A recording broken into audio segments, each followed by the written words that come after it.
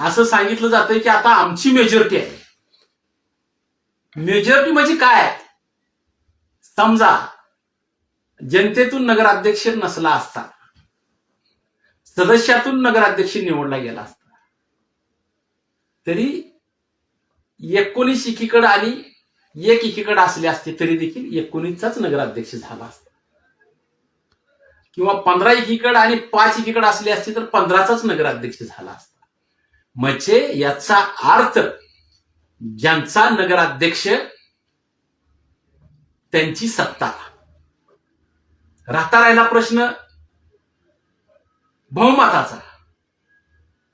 आता त्यांना माहित आहे का नाही मला माहित नाही, पण नगराध्यक्ष म्हणून चांगल्या प्रकारे या सोलापूर जिल्ह्यातल्या सगळ्या नगराध्यक्षाचं प्रतिनिधित्व करायला मिळालेला रमेश बारसकर नगराध्यक्ष म्हणून अतिशय चांगल्या पद्धतीने या शहरामध्ये, या जिल्ह्यामध्ये काम केलं.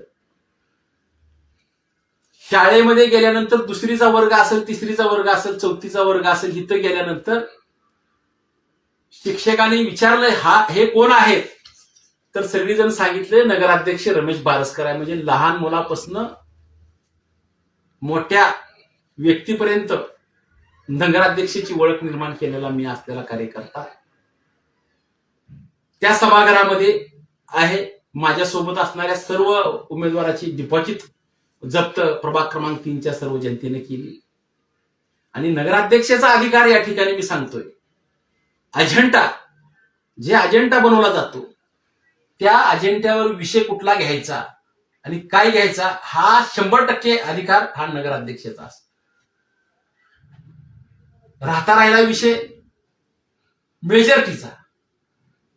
ज्या वेळेला रमेश बारसकर नगराध्यक्ष असताना 8 वर्सेस 9 अशा पद्धतीच होत, पण एकदाही विषय मताला पडला नाही. आम्ही भूमिका अशी घेतली की या मोहोळ शहराच्या विकासासाठी आपण विरोधक कुणालाही मानलं नाही पाहिजे, अशा प्रकारची भूमिका घेतली.